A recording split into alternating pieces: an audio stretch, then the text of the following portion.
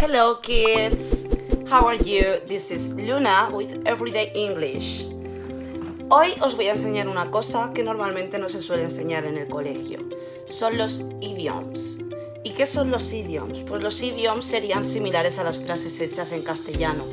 Es decir, son frases que si las traducimos palabra por palabra, quizás no tienen mucho sentido, sino que tienen un sentido completamente diferente al que parece tener.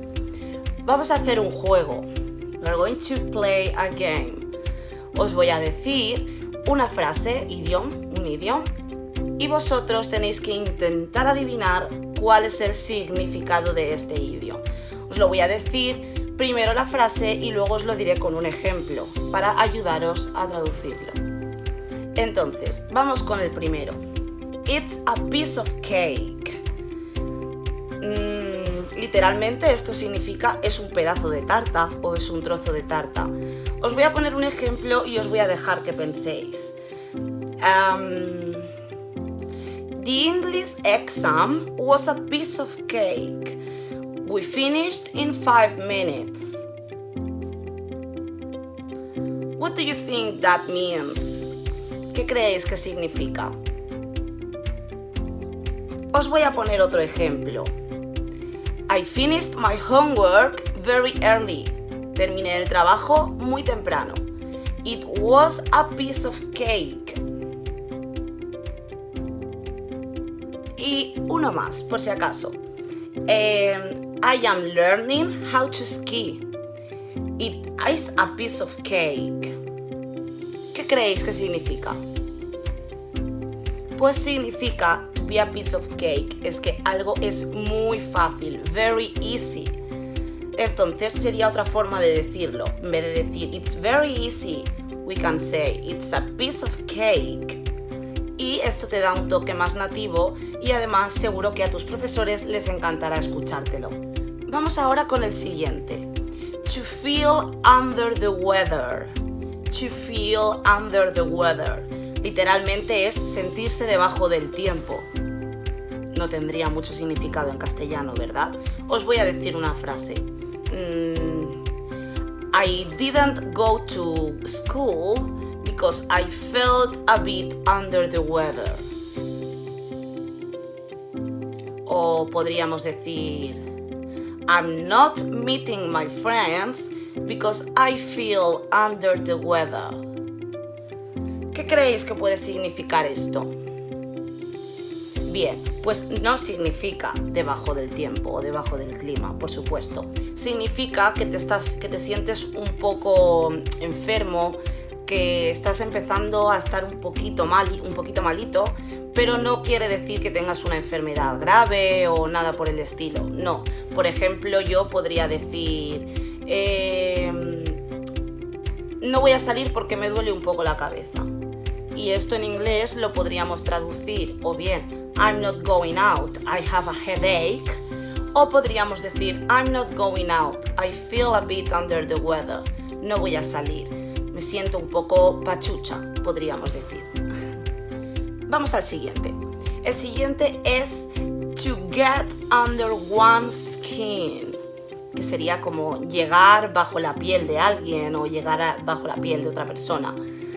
¿Esto qué podrá querer decir? Os voy a poner un ejemplo. My sister's voice is so annoying. It gets under my skin. Que sería como la voz de mi hermana es un poco irritante, me llega debajo de la piel. ¿Cómo traduciríais esto en castellano? Podríamos decir, por ejemplo, la voz de mi hermana es muy irritante, me pone de los nervios. It gets under my skin. Me llega por debajo de la piel, me pone de los nervios. O, por ejemplo, podríamos decir studying for the exams gets under my skin. Me pone de los nervios estudiar para mis exámenes. Esto seguro que os pasa a más de uno. El siguiente idioma es uno que a mí personalmente me encanta. Es every cloud has a silver lining. Every cloud has a silver lining. Sería como cada nube tiene una delineación o una línea plateada. Este Yo creo que es un poco más sencillo de traducir al castellano, pero recordad que tampoco es palabra por palabra.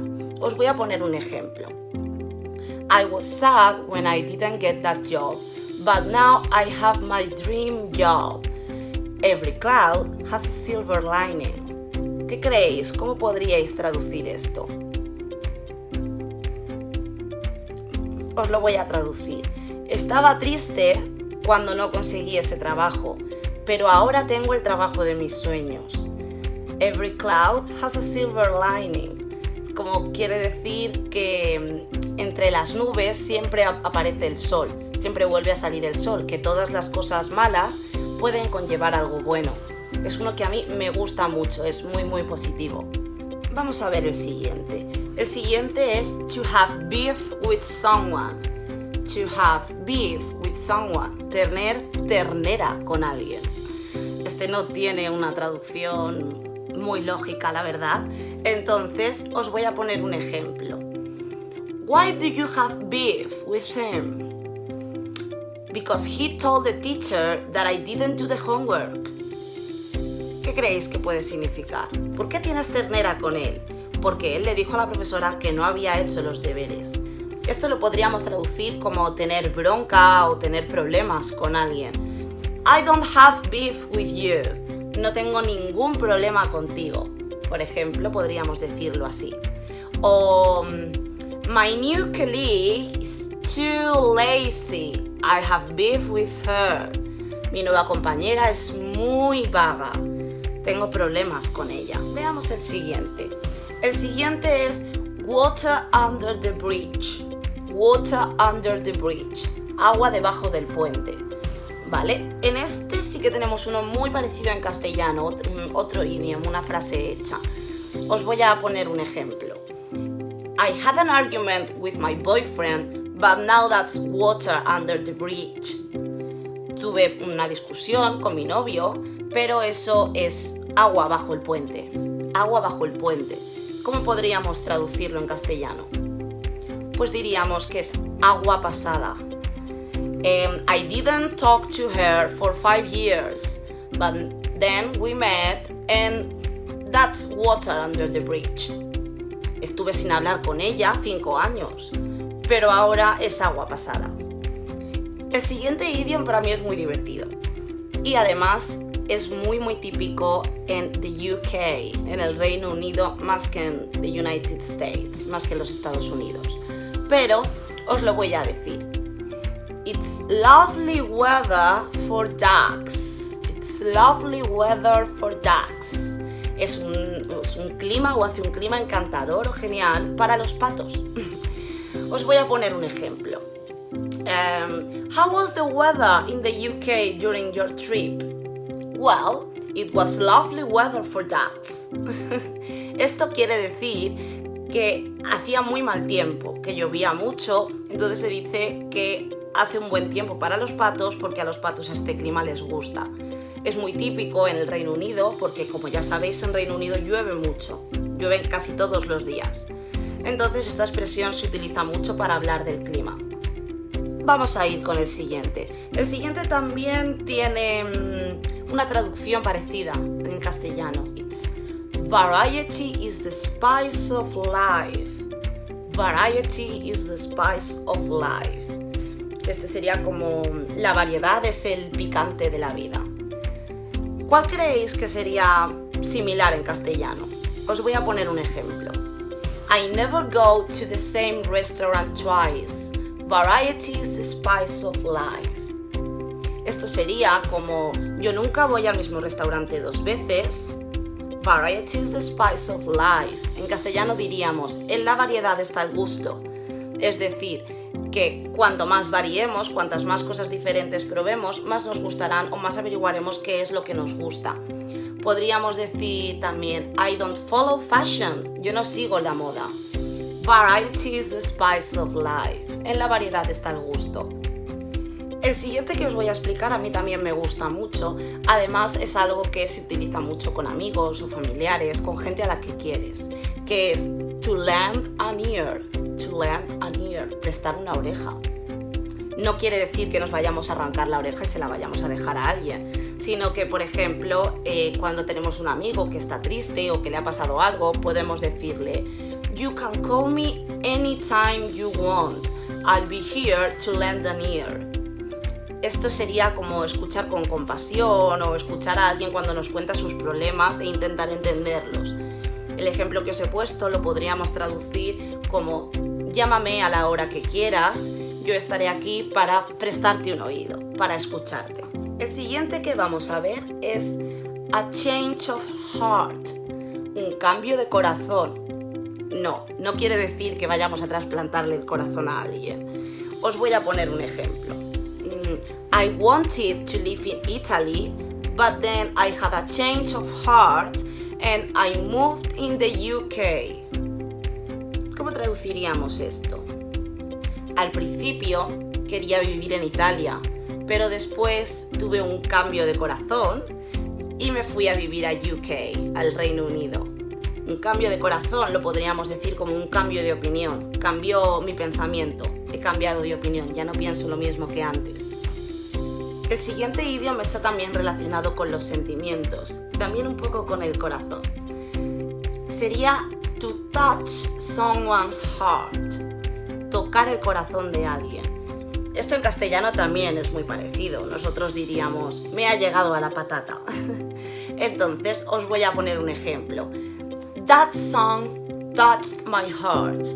Esa canción me tocó la patata, me llegó al corazón. Es decir, me hizo sentir emotional, me hizo sentir como muy sentimental. También podríamos decir, por ejemplo, "We had a fight", tuvimos una pelea, "but his words touched my heart". Tuvimos una pelea, pero sus palabras me tocaron el corazón. Es decir, me llegaron al corazón y me hicieron sentirme pues un poco sentimental. El siguiente idioma que tengo para explicaros es "to spread one's wings". Este también tenemos una traducción muy parecida en castellano, que sería "abrir las alas". Por ejemplo, os podría decir "I was scared to live alone in the UK, but it helped me spread my wings". Estaba asustada o tenía miedo cuando me fui a vivir sola al Reino Unido, pero me ayudó a abrir las alas. Es decir, me ayudó a ganar independencia. El abrir las alas es como empezar a vivir de forma independiente, tú solo, y a ganar madurez también, podríamos decir. "My little sister didn't want to study abroad, but then she spread her wings". Mi hermana pequeña no quería irse a estudiar al extranjero, pero entonces abrió las alas. Vamos a ver el siguiente. El siguiente es "the calm before the storm", la tranquilidad o la calma antes de la tormenta. Este es fácil deducir lo que significa. Os voy a decir un ejemplo. "We didn't do any exam for 3 months, and then we had to do 10 exams in a week. It was the calm before the storm and we didn't know it". Esto quiere decir, estuvimos 3 meses sin hacer ningún examen y tuvimos que hacer 10 en una semana. Era la calma antes de la tormenta y no lo sabíamos. Es decir, se trata de un periodo de tranquilidad o de calma antes de que empiece el ajetreo o empiecen los problemas. También podríamos entenderlo así. El siguiente idioma es un poco romántico, pero a mí me gusta mucho. Además, tiene una traducción muy similar a la del castellano. Es "to only have eyes for someone". To only have eyes for someone. Tener ojos solo para alguien. Este es muy parecido en castellano, lo decimos prácticamente igual. Os voy a poner un ejemplo. "He loves her so much. He only has eyes for her". Él la quiere mucho, solo tiene ojos para ella. O podríamos decir "We saw a lot of beautiful boys on the street, but she didn't look. She only has eyes for Tom". Vimos a muchos chicos guapos en la calle, pero ella no los miró. Ella solo tiene ojos para Tom. Bueno, Espero que estos idioms os hayan resultado entretenidos y sobre todo intentad ponerlos en práctica en cualquier ocasión que tengáis, porque son muy útiles y además muchos ingleses lo utilizan a la hora de hablar todos los días. Así que seguid practicando y nos vemos en el siguiente vídeo. Bye bye.